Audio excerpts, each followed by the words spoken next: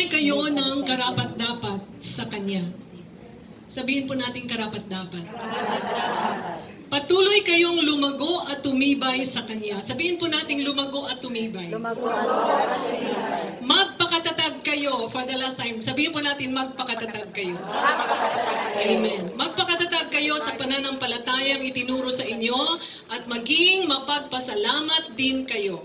Mag-ingat kayo nang hindi kayo madala ng walang kabuluhan at mapandayang pilosopiya. Mga tradisyon lang ito at mga pamamaraan ng mundo at hindi mula kay Kristo. Praise God. So, each genuine believer needs to be discipled. Sino po ang believer of Jesus? Can the believers of Jesus raise your hands, please? Amen. So, every genuine believer needs to be discipled. Ano nga ba ang disciple? What is a disciple? A disciple is a follower, a learner, or a student. Ano naman po ang discipler? What is a discipler? A discipler is a believer who guides and teaches another believer in their Christian journey with the intention to make that person able to disciple others. So ang discipler po, siya po yung parang teacher. Amen. Okay? Yung disciple naman, yun po yung student, yung tinuturuan. Discipleship. What is discipleship? Sabi po ng dictionary, discipleship is the condition or situation of being a disciple, a follower, or a student of some philosophy, especially a follower of Jesus Christ. Sabi naman po ng navigators, discipleship is a journey of spiritual growth. So ito po ay isang journey. Isa po siyang, kumbaga, lakad Kristiyano. As a follower of Jesus Christ who learns from Him and strives to learn more like Him. So ang purpose po ng discipleship is for us to learn from Jesus and to live more like Jesus. Okay, why should we look for a discipler? Bakit tayo dapat merong isang discipler? Jesus Himself gave the command to make disciples. Matthew 28:19-20, this is known as the Great Commission. Go therefore and make disciples of all the nations. Remember, see, it's the Lord Jesus who commanded these words to His disciples to go and make disciples of all the nations. By the way, ang nations po dito is ethne or people group. It doesn't refer to country. Go and make disciples of all the nations, baptizing them in the name of the Father and of the Son and of the Holy Spirit, and teaching them to observe all things that I have commanded you, and lo, I am with you always, even to the end of the age. Amen. So it means all of us po, lahat tayo, we need to be in a discipleship relationship as a discipler and as a disciple. At bakit po tayo kailangan ng discipler? Aside from being the command from Jesus, si Jesus mismo po ang ating ultimate discipler. Amen? Matthew 4:19 says, "Then He said to them, follow me and I will make you fishers of men." In other words, fishers of men or mangingisda ng tao, tagahikayat ng mga tao na lumapit sa Diyos. Amen. Amen. Mark chapter 3 verse 14, Jesus appointed 12 that they might be with Him and that He might send them out to preach. I'd like to draw your attention po dito sa phrase na, that they might be with Him. Nung tinawag ng Panginoong Jesus yung mga 12 disciples po, gusto niya makasama niya sila. To be with Him.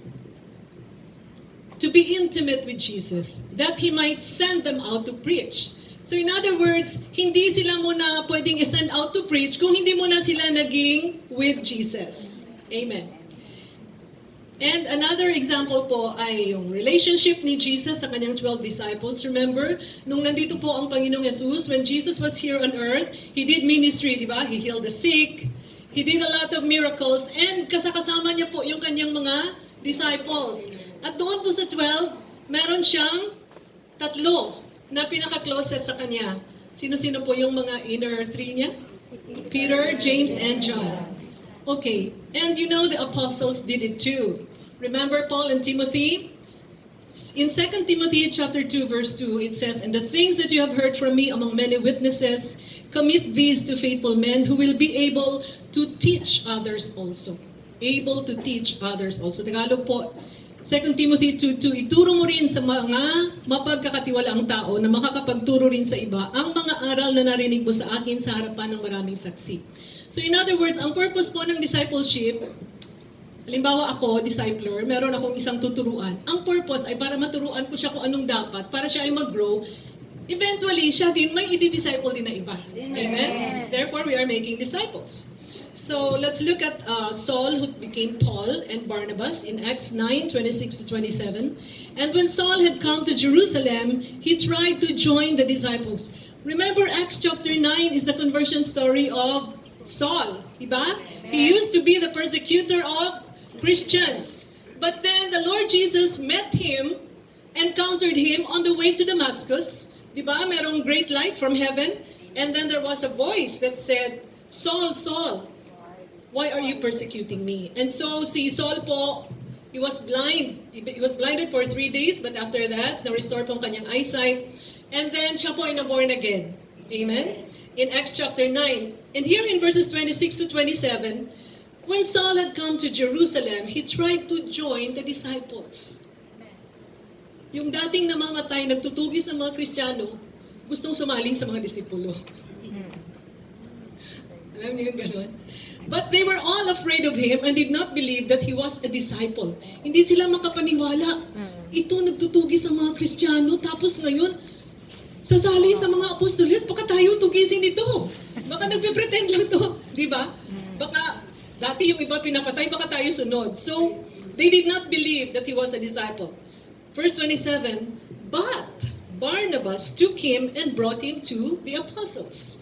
Dinala siya ni Barnabas.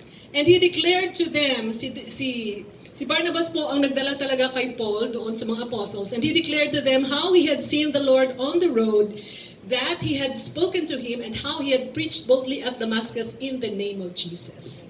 Acts 11:25-26, si Barnabas po ulit. Then Barnabas departed for Tarsus to seek Saul, and when he had found him, he brought him to Antioch.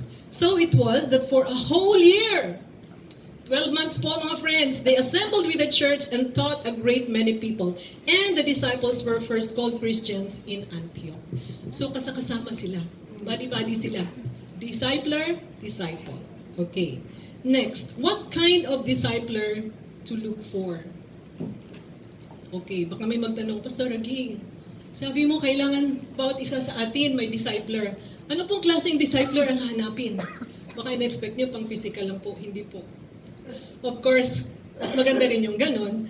But first, the discipler must show maturity in faith by his or her way of life. Sabihin po nating maturity. Ayaw po natin ng discipler na immature. Amen.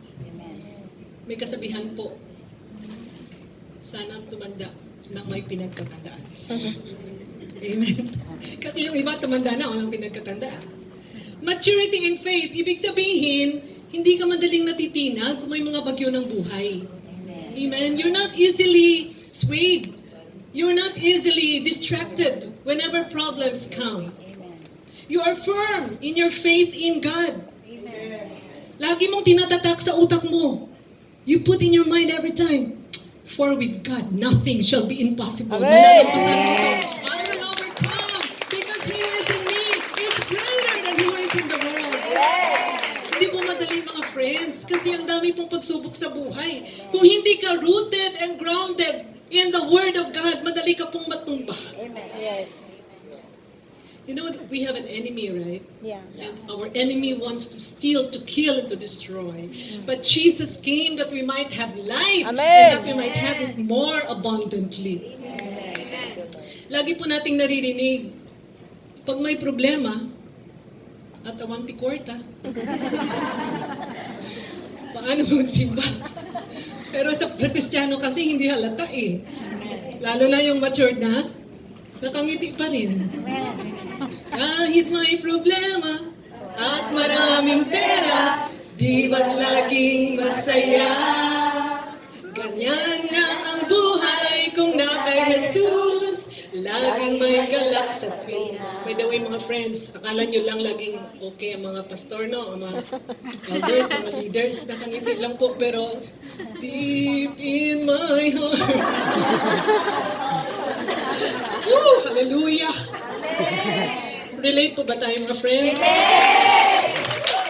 But our God is a good God. He is able to deliver us and to make us conquerors. Praise God. Okay. So, we need to find a discipler who is mature in his faith by his or her way of life. Yung kanya bang pamumuhay, matured. Hindi ko mo, may sale doon. Undala lang yun. Ano, tara. Kahit hindi kailangan bibilhin. Pag mature ka na kasi, you know how to decide kung ano yung priority mo sa finances. Pag hindi mo siya kailangan, kahit $1 pa yan, kahit magkano yan, hindi mo bibilhin. Kasi you know na ang pera mo may paggagamitan na mas more beneficial. Not only for you, but for other people. Tapos eventually, pag may mga hirap, naku, sana hindi ko na lang binili. Ano, sayang, nadagdag sana doon sa bigay sa akin. Finish already what to do. Diba? So, hanapin natin yung discipler na mature in faith by his or her way of life. Pangalawa po, the discipler should have strong biblical knowledge and application. Mahalaga po itong mga friends because you cannot have a teacher or a trainer or a discipler who cannot even memorize John 3:16. Diba? Right, Kuya? We must look for a discipler who has strong biblical knowledge and application. Hindi lang po yung alam niya yung verses, but ina-apply, pinapamuhay. Titus 1:9, pinapamuhay, holding fast the faithful word as he has been taught, that he may be able by sound doctrine both to exhort and convict those who contradict. Yung convict po, hindi po yan ex-convict. Ibig pong sabihin, pinapaalalahanan ng hindi tama. Sa Tagalog po, Titus 1:9, dapat ay pinanghahawakan niyang mabuti ang mapagkakatiwalaang mensahe na itinuro sa kanya upang maituro niya rin sa iba at maitwid ang mga sumasalungat dito. Kasi po may mga tao talagang, mahilig lang talagang magsalungat ng Word of God. But if your discipler is firmly founded and rooted in the Word of God, hindi yan matitinag. Kasi truth always prevails. Jesus said, His word is truth. Amen. John chapter 8 verse 32. The word of God is truth. And then Jesus said in John 14:6, I am the way, the truth, and the life. No man comes to the Father except through me. Okay, next, what kind of discipler to look for?